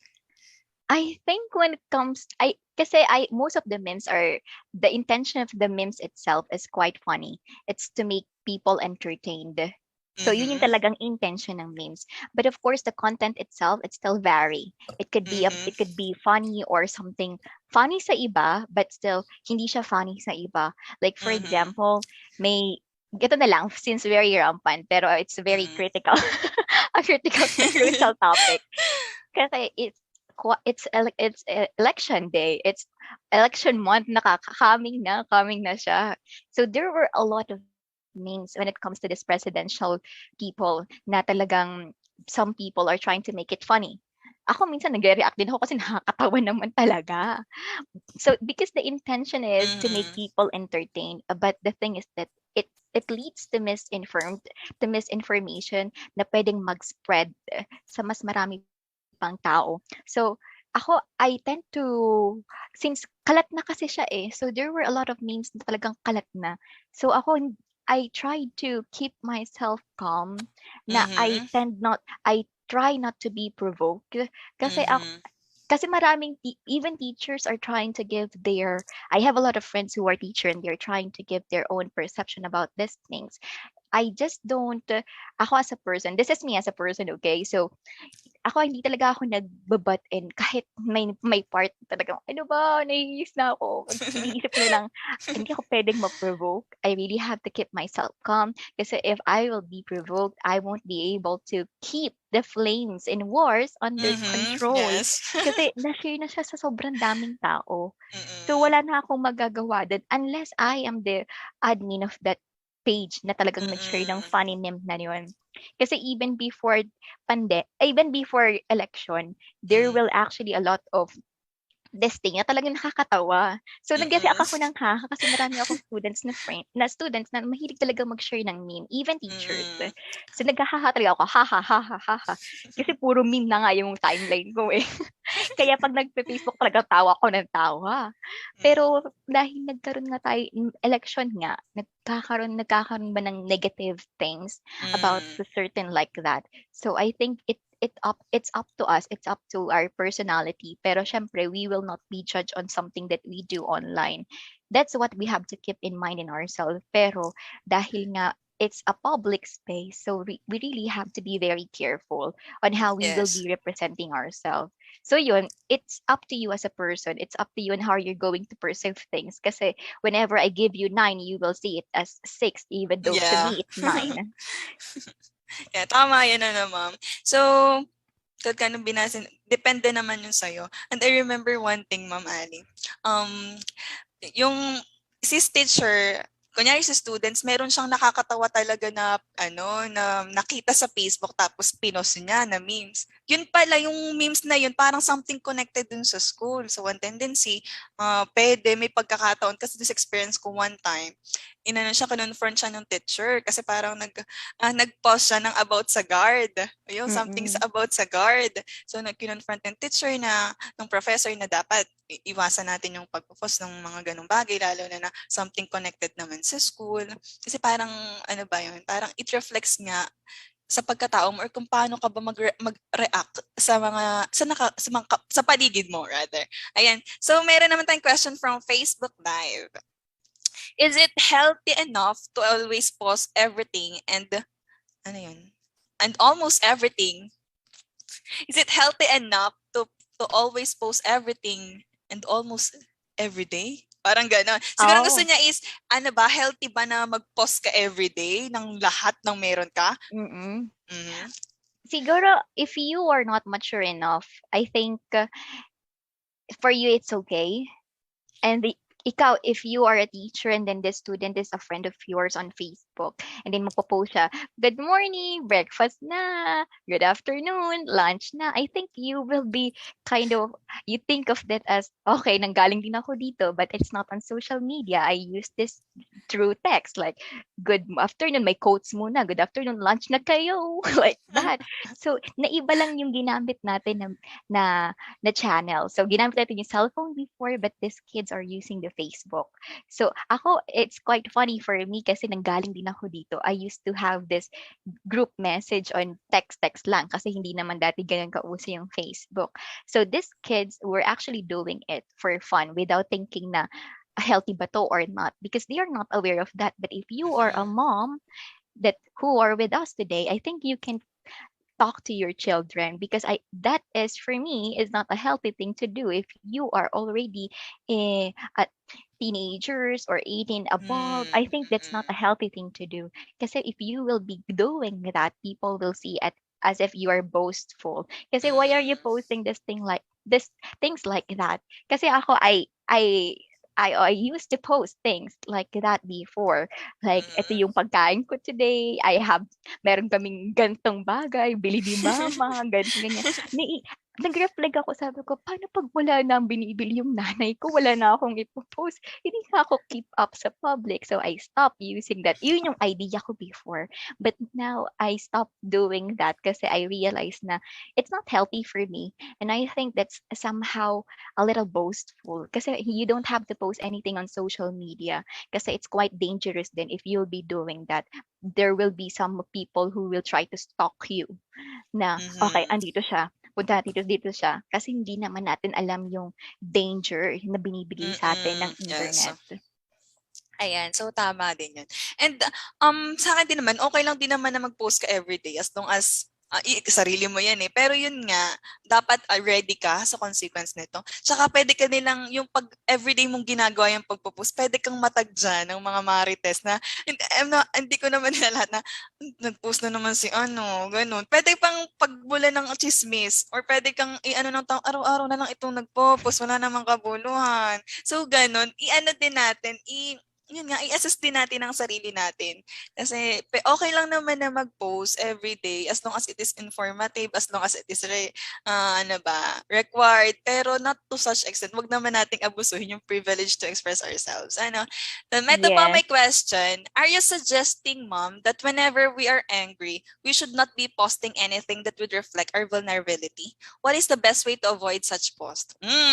Nako. Okay, sige. Before ko lang tong i-answer tong question na to, I just like to Mm-mm. add something on the previous question. Yes. So, we also have to think na ano ba yung purpose natin whenever we are posting. Yes. What is our purpose to post every day that happens in our life? So, yun, add ko lang dun yan. The Okay. purpose, you have to think Oo, of yung your purpose. purpose. Mm. Okay, now in this question naman, I think if you are angry, like, I used to before kasi I used to post din eh kasi I tend to rant kasi iba yung pakiramdam na whenever you're posting 'Pag kasi 'di ba? naiilabas mo. Oo. I used to post na ano ba nakakagigil like that ganyan ganyan parang ang sarap sa pakiramdam na nakakapag-complain ka naiilabas mo yung galit mo but if you really want to represent yourself very well, I think you really have to calm down. Kasi even in the Bible, it was written in the Bible that you really have to keep yourself under control. Na kapag gagalit ka, huwag ka munang mag-react. Kasi you know that when you are angry, when you're frustrated, when you're thinking something negative, I think the tendency is that lahat ng lalabas sa bunganga mo, lahat ng itatype mo is negative. Hindi maganda, yes. Yes. And syempre, kapag ginawa mo yan, although your intention is to rant about things na maglabas lang ng sama ng loob, the people will see you as, ano ba yan? Ang dami namang rant ito sa buhay. So people will perceive you as that even though you just wanted to let out of your feelings, let out this anger. So they will see you as something that without thinking, ano ba yung behind those things that you're feeling, those things that you are sharing. So you really have to stay calm. Kasi ako, now that I'm doing that time, it's really hard to do that actually. You really have to train yourself to be an Your ego, observant. particularly your ego. Yes, you really have to talagang you really have you train yourself to be an observant person. Yes. Kailangan mo din talagang i-train yung sarili mo na kapag galit ka, hingang malalim, and then tsaka mo pag-isipin, ipopost ko ba to? Kailangan ko ba tong i-post? Anong mangyayari pag pinost ko to? I-delete ko din to. That's why I created a Twitter na ako lang yung nakakakita. Doon ako nagpo-post. And then, before ako matulog, kapag siguro a month ago, babalikan ko yung Twitter ngayon, galit pala ako nitong panahon to. Kaya nga ba ako nagalit? See? Limot na natin yun. Pero yung taong nakabasa ng, ano ba yan? Hindi nila yung malilimot. Kasi I think they are focused on the negative na thing na, hindi pala ito magandang maging kaibigan. So we really have to be cautious of those things. Yan. So, yun. Hindi naman weakness or hindi naman pwedeng makita ng tao yung vulnerability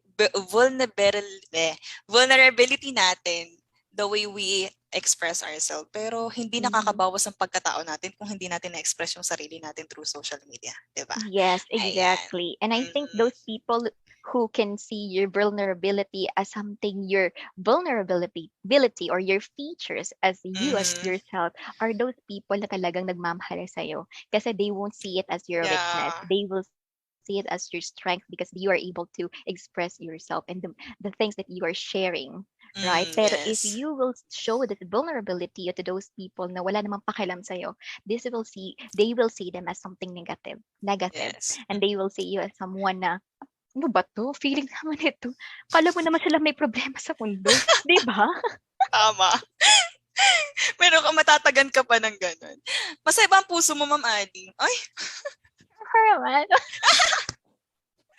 Okay, masaya ang puso ni Ma'am Ali. Pag masaya ang puso, positive vibes lagi, di ba, Ma'am Ali? Di ba? Yes. Kapag masaya tayo, masaya ang puso natin, pag meron tayong nakita ng mga issues, okay, set aside, masaya ako ngayon. Ayokong sirain ng araw ko. Diba? So, ganun. Practice din natin yung pagkakaroon ng positive vibes, happy heart, and happy life. Ayan. So, another question from Joker. What is your advice to people who bashes other people in social media? Do you think it's appropriate to post your problems in social media? I think the second question, is it appropriate? It was already answered. Yeah. Right? Okay, so I'll just answer the first one. Yeah. So if you know this person who are involved, the tendency is that if you're not close to that person, may tendency tayo na makikibat in tayo in a negative way din. Like, talaga ba? Hindi, nakikita ko siya sa post, ganito yung mga pinopost niya, kaya pala siya ganun. Diba? We tend to react in that way. Kasi we are all humans. We tend to be negative in kapag nasa-serve tayo ng negativities. If the people around us are serving us negativities, we tend to give negativities as well. Because that's how we react. But if you know this person, or even if you didn't know this person, ako, before kasi, I used to be like that. That's why I was able to give that kind of example. Pero now, I think I'm trying to be a good person kasi I'm trying to be a better person. Kasi I want to keep myself at peace. Yes, yun kasi pinakamahalaga sa akin, yung peace ko sa sarili ko. So, so pag nababash kasi yung kakilala mo, or someone you didn't know, I think the first thing that you should do is to be at neutral ka lang. So you should be at the Yes. middle. Hindi ka pwedeng mag-focus dito sa kaibigan mo. Kasi it's either may mga tao kasi na talagang sisirain yung isang tao just because they're insecure to that person. And Okay. may mga pagkakataon pa na magre-recruit pa sila para magalit ka pa dun sa isang taong yun. Yes. Talagang hahanap pa sila. Pero kung iisipin ng taong yun, yung taong sinisira nyo, ang ganda-ganda naman ng image niya eh. Mm. But the thing is that she is a diamond or he is a diamond. He is shining. And the tendency is that people will try to ruin it. Yeah, okay. Pero ikaw, you have to be neutral. Sino bang Mm. mali? Bakit niyo ba sinisiraan yung taong to? Yes, you are my friends. Pero why? Bakit galit kayo sa taong to? Bakit niyo siya binabash? So it Mm. still depends on the things or the action that has been done by the people being involved. Yung nababash. It could be Okay. nababash siya kasi talagang may nagawa siyang masama. Pero the bash thing, hindi naman dapat yun yung maging way. It should be something more of positive, like confrontation, para mas Yes. maging okay ang lahat. Pero if Mm. you will be putting negative to negative, I think everything will be negative. Yes. So you really have to Okay. be neutral. Okay, you really have to be neutral daw po whenever you see that na may taong binabash, yung ganun. Tsaka, lalo na kapag hindi naman malapit sa atin. Siyempre, ang tendency natin mag-react dun sa mga comments. So, wag na nating gagatungan kung hindi naman maganda yung ibibigay nating salita or hindi naman makakatulong dun sa nabash yung mga ibibigay nating salita. Wag na lang tayo magbitaw ng salita. Ano? So, ito naman, question from Facebook Live. What lesson or motivation within this coding of good behavior that will relieve the minds of everyone through social media? Naku, madami po. Okay, what lesson or motivation daw? I-highlight mo na lang siguro, ma'am, yung mga sa tingin mo is most important than list. Okay? Motivations when it comes to social media? Yeah, motivation within this code of good behavior that will relieve the minds of everyone through social media. Okay, so ang dami kasi. So it depends Mm-mm. on you as a person then. Kasi if you're already aware of the netiquettes, I think that is one way to be motivated already because you Mhm. already know what to do on Mhm. cyberspace. Pero if the other people are not aware of these things, I think it's up to you to enlighten them. It's Mm. up you should enlighten them, you should make them informed of those things so that they will somehow be motivated. I think not motivated eh. The word motivated is somehow that eager to do it, di ba? Okay, yeah. So we are eager to do something. So I think when it comes to the motivated word na ginamit ng ating nagtanong, I Mhm. think it's more of something na how are we going to use this codes of net good behavior when it comes to using social media. So as what I have said earlier, I have chosen one. So you really have to represent yourself well. So Yes. if you're trying to represent yourself well, you will try to make them informed of these things. Mm-mm. Na Mm-mm. we have this netiquette. So this is the appropriate behavior na dapat nating ina-accept. And those Mm-mm. negative things should be behind us. Hindi yan hindi yan natin dapat siya binibigyan ng pansin. Kasi if we will be looking at those negative things, I think we will never be motivated into Mm-mm. the Mm-mm. advantages and good ways that this technology, the social media has given us. Kasi nagsalit na positive naman talaga yung intention of this one, di ba? But then because of these things na talaga nagkakaroon ng negative, let them behind us. Mm. Right? Yes. Tulad din po na nasabi ni ma'am. Siguro best motivation is kapag meron tayong nakita or whenever we wanted to express ourselves, the first question is, makakabuti ba to sa image ko sa iba? Makakatulong ba to sa pag-grow ko? Siguro yun na lang yung best motivation natin. Tatanungin muna natin ng sarili natin, maaring sasaya ka sa pag-express mo sa sarili mo, pero makakatulong ba to? Sasaya ba yung iba the way you express yourself? So best motivation is ask yourself, makakabuti ba to para sa akin? And kung alam mo sa tingin, at kung hindi mo, or nakita mo naman na makakabuti, why not? Pero sometimes kasi nauunahan tayo ng desire natin, o nauunahan tayo ng emotion natin, kaya minsan nagiging neglectful tayo. So, yun. Oo. Ayun, I would like to add something then, since Yes, you ma'am. mentioned na I think it depends on us kung paano tayo titingnan ng ibang tao. I think it Yes. shouldn't be the way. Kasi may ibang tao talaga na whenever we're trying to be kind or to show kindness to them, iba pa rin yung tingin nila. So as much as you know yourself very well, that's what matters most. Yes, You don't that's have to correct. please them, right? Yes, you cannot please everybody actually. And Kaya, you don't have to. yeah. Yoy, iba ka talaga, mamati ah. I've Alright, done may that question. and I'm never happy to do that. Tama. Okay. Meron pa bang question? Sige, tingnan ako. Nagdili ng signal. Maganda po bang mag-post sa social media about hugot lines as good vibes? Okay lang naman, di ba, mamali? Akin okay lang siya kasi may mga sineshare ako na mga pinopost ko siya dati. Kung pagka kunwari, sana oras na lang ako like that. Post ko siya like 2012 and then I'll be sharing. Talaga ba, Alison? Ayan. Ganun, So, good vibes.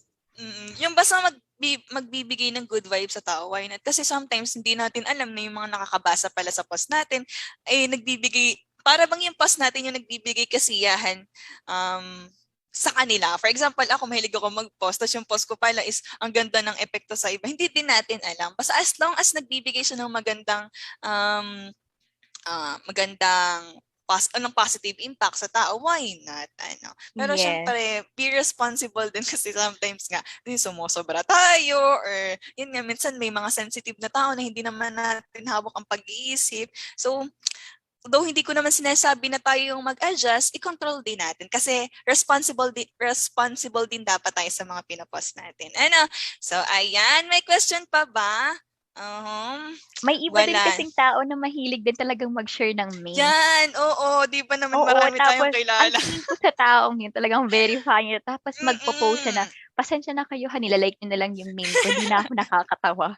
Lalo ako natatawa, lalo ko siyang nilalike. Oo, talagang merong mga tao na basta katawa-tawa talaga yung mga, parang ako personally, meron akong kaibigan na yung mga memes niya, talagang inaano ko, pag ina-stalk ko pa siya sa FB pag gusto kong tumawa kasi yung mga memes na inaano, talagang updated yung mamamatay mga memes niya ka. Oo.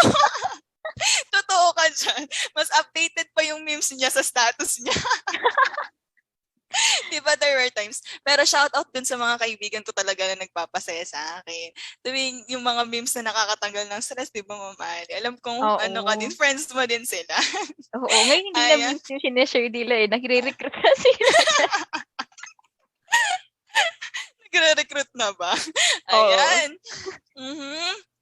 Okay. Kung wala na pong questions, napakagaling, napaka-timely ng webinar na ito. Ma'am Ali, talagang ako, I personally thank you so much for taking this opportunity na ma-share, for taking this opportunity na maging resource speaker namin at ma-share yung knowledge mo with us. Napakagaling. Gusto ko ma-discover ng Pilipinos yung... Gusto ko i-search ko naman yung may ano. Feeling ko is maraming magtatawag sa'yo na talent manager after this. Ayan. So, may question pa ba? Bago pa kami mag-talk show pa. May question pa. So, if wala ng question, nasa chat box na po natin ang ating evaluation form. Again, this evaluation form will be open for hanggang 12 p.m. lang po siya i-open. So, after 12 p.m., i-close na po natin. So, please fill up this evaluation form na makikita niyo po sa ating chat box. Ayan. So, ang dami namang mga positive comment. Ang ganda-ganda. Madam, sana. Charot.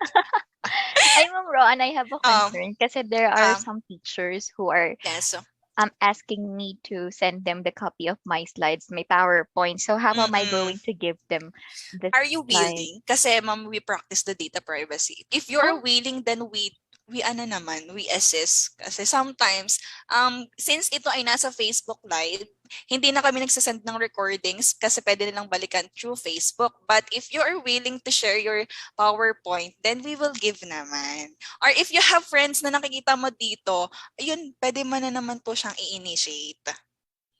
Yes, Okay lang ma'am. naman sa akin, ma'am. Kaso I think I've been Mhm. reading a lot na nagpapasend ng Oo nga po. PowerPoint. Kasi So, sa'yo we ko na lang, practice ma'am. din. Ano ba? Wait lang.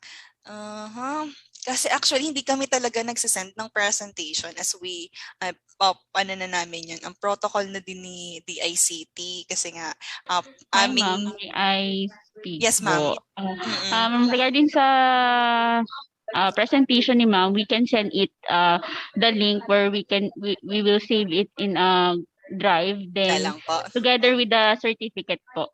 Yung link po and Okay. the certificate. Yun, pwede po. Yun pong presentation link, ma'am. Yes, ma'am. Ayan. So, ayun daw, pwede naman po pala. So, yung mga nagre-request po ng presentation is, ibibigay na lang namin kapag doon sa ilalagay ninyo na evaluation link. Ilalahat na po ba natin, ma'am? Kasi hindi na, parang hindi na natin ito maiisa-isa sa chat box eh. Yes, ma'am. Yung the email address na ilalagay po nila dun sa evaluation, dun po natin isa-send yung e-certificate and also the link for the presentation. Ayun. So, ayun daw po, doon sa mga nagre-request is, ipaprovide naman daw po namin yung presentation ni Ma'am Ali. Pag po naibigay na sa amin. So, Ma'am Ali, i-provide mo na lang sa amin yung presentation mo para maipasa namin sa kanila. Ano? Sige, Ma'am Roan. Ayan. Thank you so much again, Ma'am Ali. Sana hindi ito yung huling beses na pagbibigyan mo ang DICT sa pagiging resource speaker namin. Kasi parang ang dami ko nang naiisip na plano kung paano ka pa ulit maging resource speaker. Parang gusto na kitang maging sukay, charot. Ayan. So, nasa chat box na pang ating evaluation link. Kindly fill up this form para kasama po ito sa magiging basis ng ating distribution ng certificate. Ayan. And toward the certificate of appreciation to our resource speaker, may I read the citation? This certificate of appreciation is presented to Alison Potestades to her remarkable insights, hindi ko basa, remarkable to her invaluable insight, experience, and expertise shared with the participants of the webinar entitled Natiquettes, a Code of Good Behavior of the Department of Information and Communications Technology, Region 4, held on April 8, 2022 via Zoom as platform and Facebook Live. Signed by Cheryl C. Ortega, Regional Director of the ICT Regions 4A and 4B. Ayan. Okay, bigyan naman po natin ng virtual applause si Ma'am Ali sa napakaganda at napaka-informative na webinar na ito. Diba? Napakagaling ni Ma'am Ali. Ayan. So once again po, nasa ating chat box ang evaluation form na pwede nyo na pong i-fill up para po kayo ay magkaroon po ng certificate. Kasama na din po yung attendance link. So dapat po pareho nyo pong ma-accomplish para po ma-count yun as account sa ating distribution ng certificate. Ayan. Okay. Ayan. So, bago po ang lahat, bago tayo mag-end, so may I read lang po yung public advisory ng DICT Region 4A. In the exigency of service and facilitate the approved regionalization of the DICT, the Department of Information and Communications Technology, Luzon Cluster T, transition its operation from being a regional cluster office to a regional office. Relatively, the Facebook page of the Department of Information and Communication Technology Luzon Cluster 3 is now changed to DICT Region 4A Calabarzon. Let it be known that effective today, April 1, 2022, relevant announcement and updates on events and activities in Bicol Region will be posted of the DICT Region Facebook page, whereas DICT Region 4B will be the official page of the department and the region. Please be guided accordingly. So, yun nga po, nagkaroon po ng regionalization. So, dati po si DICT Quezon is under Luzon Cluster 2. So nagkaroon na po ng region at naging si Quezon ay naging Region 4A na. So may mga ano dito, may mga dati ko pang nakikita na puma-attend nung Luzon cluster. Ito pa lamang si Quezon. So ayan. Thank you very much po sa ating lahat. Pero bago yan, may photo ops pa tayo, ma'am. Ayan.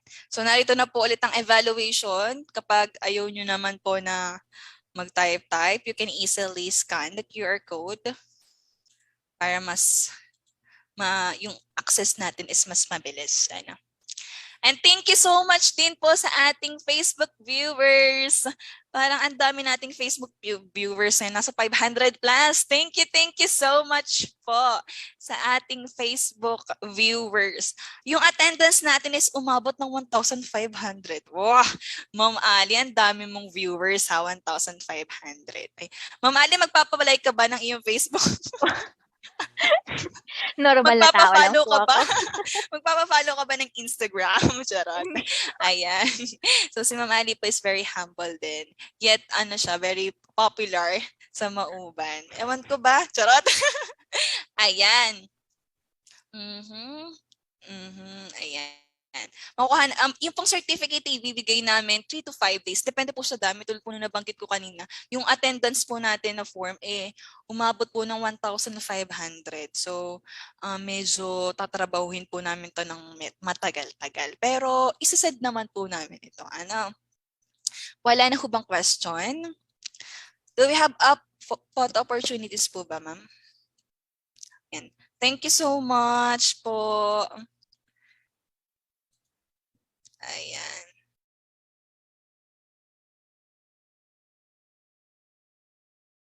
Since parang itong ating Zoom is exclusively lang para sa panel, so hindi tayo magkakaroon ng photo ops.